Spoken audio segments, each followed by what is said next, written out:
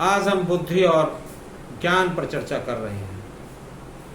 जितने भी लोग बैठे हैं इसको एकाग्रता होकर के सुने। बुद्धि परमात्मा का दिया हुआ वो उपहार है जिससे हम इस दिमाग के अंदर बुद्धि से पूरे ब्रह्मांड को, पूरे ज्ञान को समाहित करते हैं।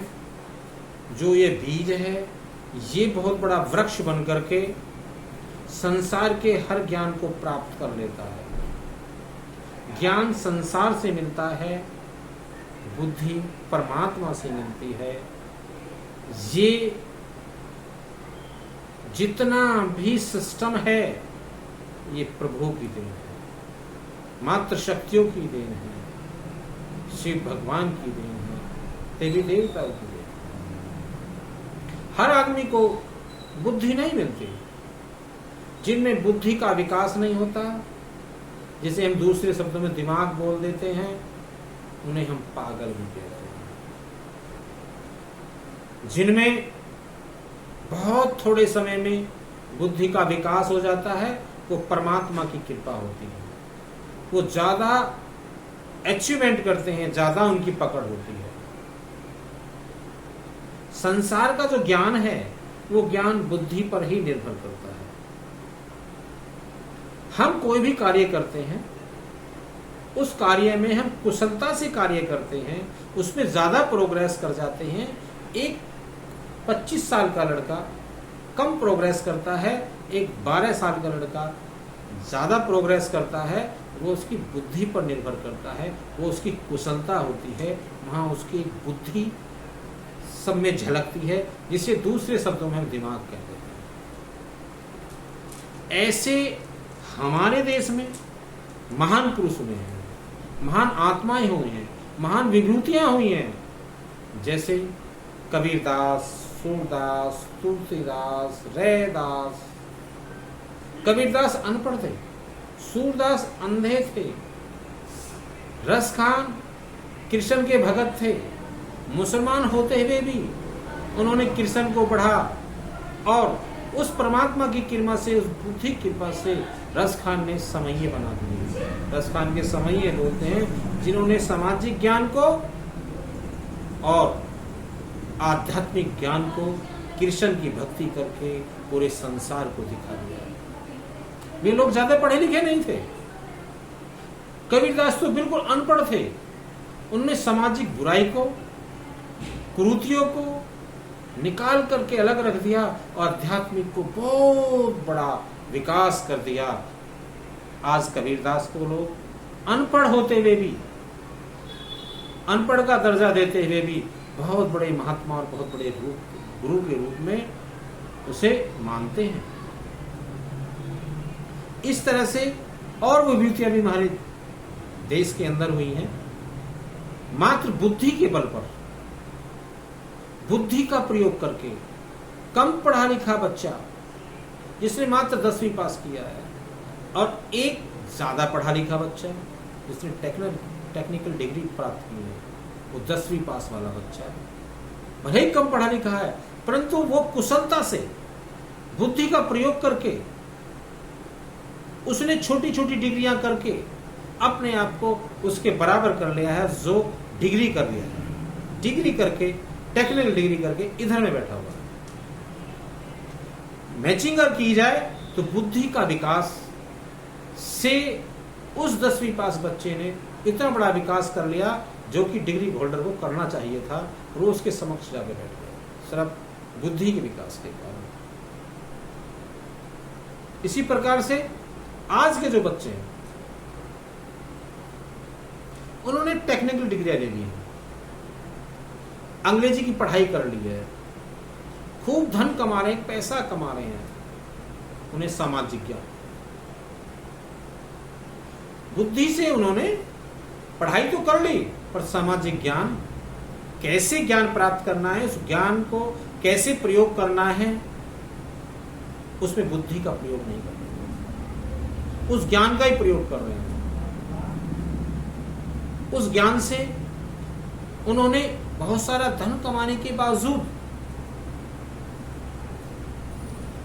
सामाजिक ज्ञान उनको नहीं रहा, आध्यात्मिक ज्ञान नहीं रहा, सामाजिक बुराइयों के वो पात्र बने हुए हैं।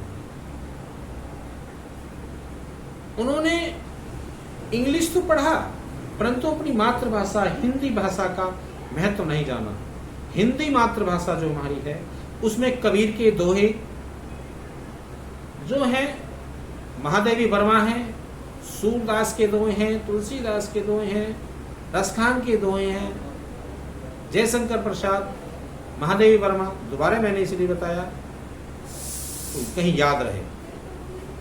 और अन्य कवि हमारे, अन्य लेखक ऐसे हुए हैं जिन्होंने समाज की बुराई निकालने के लिए दोहों का और कहानियों का सहारा लेकर के समाज से ये बुराई निकाली जाए और बच्चों को ज्ञान, सामाजिक ज्ञान पैदा किया जाए।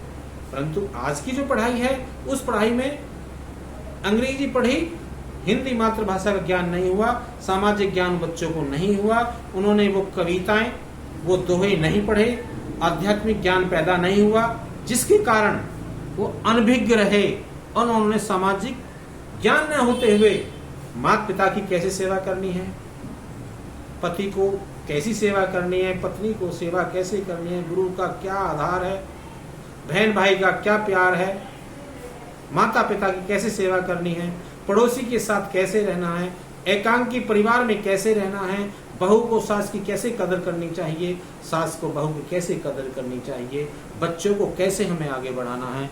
ये ज्ञान सिर्फ पैसे तक सीमित है, ये ज्ञान सामाजिक ज्ञान नहीं है। जो सामाजिक ज्ञान जिनको होता है वो बुराई के पात्र नहीं बनते, परंतु आज बुराई के पात्र सामाजिक ज्ञान ना होने की वजह से बुराई के पात्र बनते जा रहे हैं, जिससे हमारे परिवार टूटते जा रहे हैं।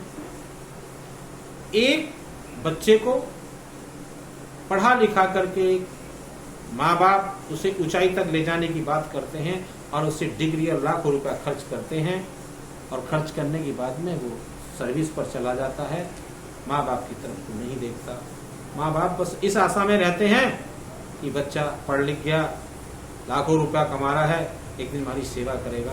उसे सामाजिक ज्ञान ना होने के कारण माँ बाप ने वो सामाजिक ज्ञान नहीं दिया, उसे इन चीजों से बचा के रखा और सामाजिक बुराइयों से में वो रहा। वो खामियाजा कहीं पेरेंट्स को भी भुगतना पड़ता है। इसीलिए बुद्धि और ज्ञान दोनों का समावेश से ही मनुष्य का कल्याण है।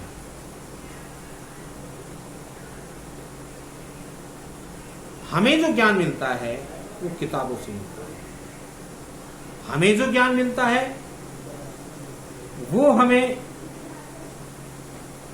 ग्रंथ पढ़ने से मिलता है, वेद पढ़ने से मिलता है, महापुरुषों के सानिध्य में जाकर मिलता है, गुरुओं के सानिध्य में जाकर मिलता है, माँ बाप के पास बैठने से मिलता है, अपनों से बड़ों के साथ बैठने से मिलता है,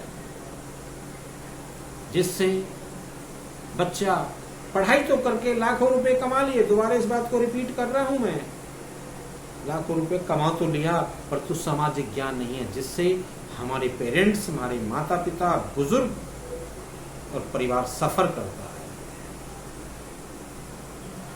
इसके तहत मैं एक आपको कहानी सुनाता हूं बुद्धि और ज्ञान को लेकर के। एक सच्ची घटना पर आधारित है, काफी पुरानी बातें हैं, बुद्धि और ज्ञान पर ही वो निर्भर करती है। इस कहानी को जरा एकाग्रता से सुनिए। एक गांव के 5 लड़के काशी पढ़ने के लिए चले गए और वहां जाकर के उन्होंने 5 साल तक पूरी की पूरी पढ़ाई की, ज्ञान पैदा किया, ज्ञान लिया, आध्यात्मिक ज्ञान लिया और सामाजिक ज्ञान लिया और क्रिया विक्रिया भी की।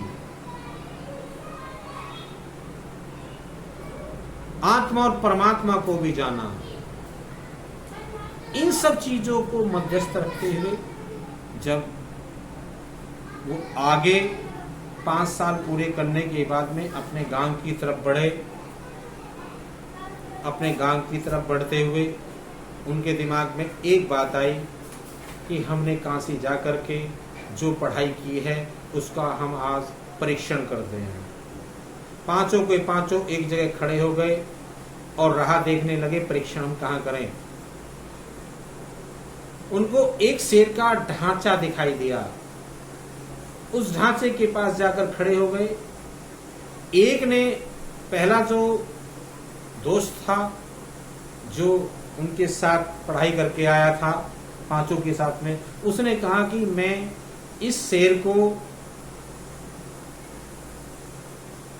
खून संचार कर दूंगा। दूसरे ने कहा मैं इस पर आवरण पैदा कर दूंगा। तीसरे ने कहा मैं इसकी स्त्री पिंजरे को इकट्ठा कर दूंगा। चौथे ने कहा मैं इसमें खून का संचार कर दूंगा। पांचवें ने कहा कि मैं इसमें प्राण प्रतिष्ठा करूंगा। ऐसा विचार कर ही रहे थे, उन्होंने अपनी क्रिया शुरू कर दी।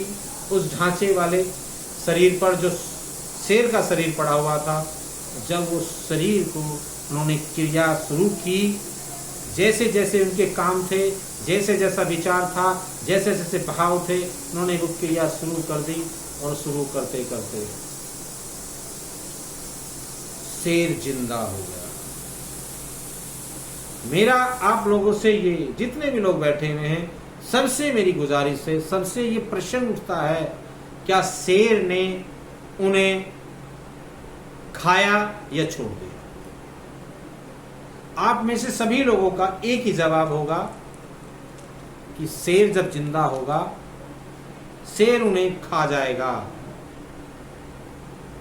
अब मुझे एक चीज बताइए, ज्ञान तो उन्होंने पैदा कर लिया, बुद्धि का प्रयोग नहीं किया। अगर बुद्धि का प्रयोग वो कर लेते, शेर को जिंदा करने से हमें क्या नुकसान है, क्या फायदे हैं?